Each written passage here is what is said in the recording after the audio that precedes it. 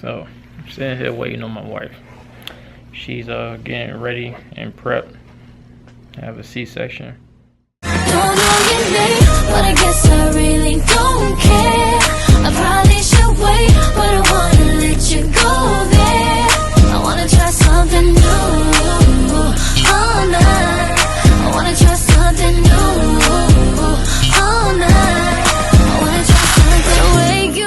Hi everyone, welcome back to my channel. As you guys know, I am Kianna, also known as Little Miss Montague. As you guys could tell by the title of this video, this will be a story time and slash vlog about my labor and delivery. So I was scheduled to be induced January 18th at 6 a.m. My parents drove down, not flew, but they drove down the day before. So we were all kind of anxious and everything like that. So yes, we were a little late to the hospital. A little, like 6:30 is when we arrived. So I made my way through. Luckily I did do early registration, so we didn't really have to do much. All I had to do is get my wristband so I can go up to the stairs to labor and delivery. When I arrived to labor and delivery, we were settled in our room. If you guys see me keep looking, it's because Kyron is in the back sleeping, but he does not wake up to noise, thank God. But anyways, so when we arrived to our room, I immediately was given the gown to go ahead and change and to get everything started. So around 7 o'clock is when I got my IV and everything like that, and we got started right away on Pitocin. As you guys know, Pitocin helps induce labor, especially if you're coming in early or whatever the case may be. So everything would get moving along. When I arrived to the hospital, I was 1 centimeter dilated, and that is about it. So as you guys know, or if you may not know, you have to be a 10, I believe. Your cervix has to be a 10 for your baby to be ready to be pushed out.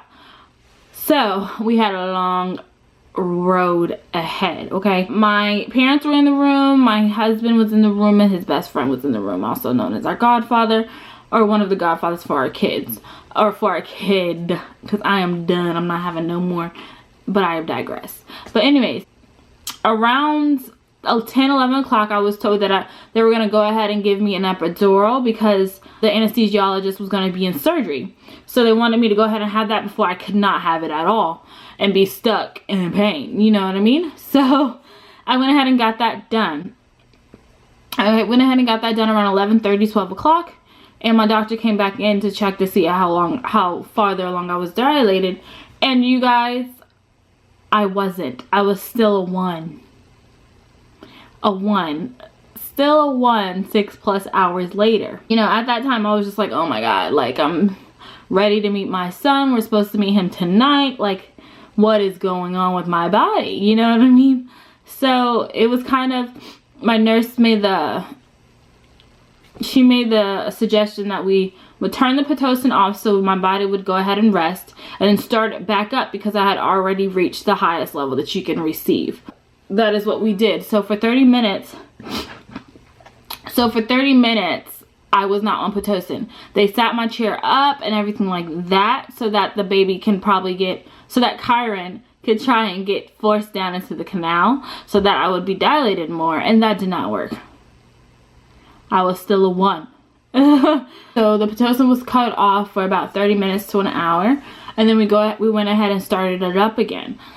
I believe we started it about 2.5 times until the point we were just like, you know what, this is not working, because it was nothing was working. My contractions weren't strong enough to put me into active labor. So that's where we came to the decision that in order to not be to the point where I would have to push for so long and not have any at all whatsoever success at pushing him vaginally, that we would go ahead and do a C-section. Now y'all know, well, I don't know if y'all do know, I don't know if I mentioned, my fear has always been giving birth. So I think I mentioned that in my last year. My fear has always been giving birth and dying while giving birth, whether it's an aneurysm by pushing or on the table by bleeding out, or hemorrhage or whatever, or me dying in a car crash in the snow.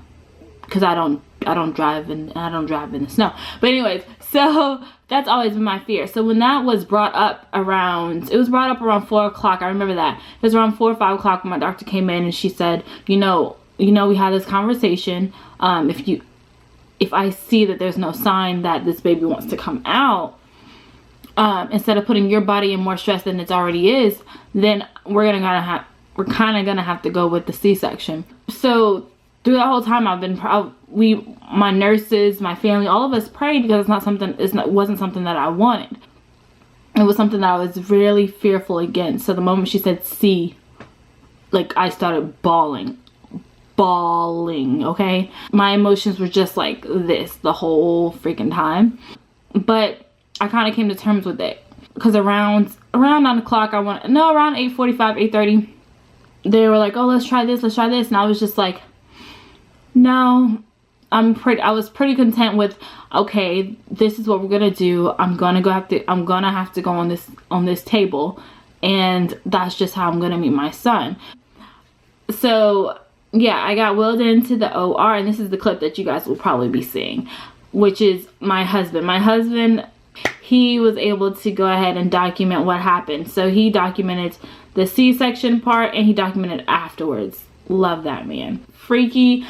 The only time I've been in an OR is when I watch Grey's Anatomy, okay? I don't do ORs. I've never had surgery in my life. Okay? So this was different for me, okay? At first, they did not let my husband in. They let me get comfortable, let me get my fears aside, let me talk to an anesthesiologist the whole time, because she was by my head. And I guess she began cutting like way before my husband was allowed in the room, because by the time he got to me, okay, so we started the surgery around 9:10. No, we started the surgery around 9:15, 9:20. Yeah, 9:15, 9:20, because I remember looking at the clock, because it's right there. My husband walks in about 9:25, I want to say, and he sits down. By the time he sits down, literally, she was like pulling and tugging, and my husband is giving me this great emotional speech, like, you can do this, you got this, don't worry about it, I'm right here, we're gonna meet Kyron soon, this is our Christmas. Everything like that. Everything that I needed to hear, he was saying to me, which was great and amazing. So that put me at ease. By the time that he finished his little speech, my doctor was saying, stand up, take a picture or a video of your son. Your son is here. And Kyron was born. I just remember when they put him on my chest, I cannot believe we recreated this person. I'm a mom. I'm your mom. Lord, I'm about to cry. Don't cry. He is like, it was a beautiful, like, and I have no regrets about it. Like, even though it wasn't the way that I wanted to deliver him, I would not redo it. You know what I mean? I would not do anything different at all whatsoever. I wanted to meet him that night. I met my son that night. So I'm sitting here waiting on my wife. She's getting ready and prepped. I have a C-section, and right now I'm just waiting for them to position her. And then when they done positioning her, they come get me, and I get to go in there and watch the procedure. And I finally get to meet the greatest of one of my sons, the only one, actually.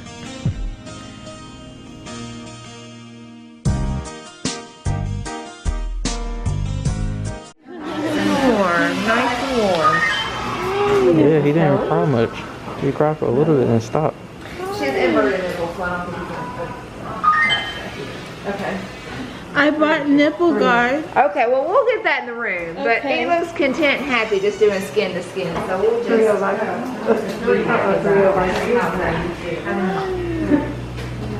And he opened his eyes. Oh, you are so beautiful. 32. We created this.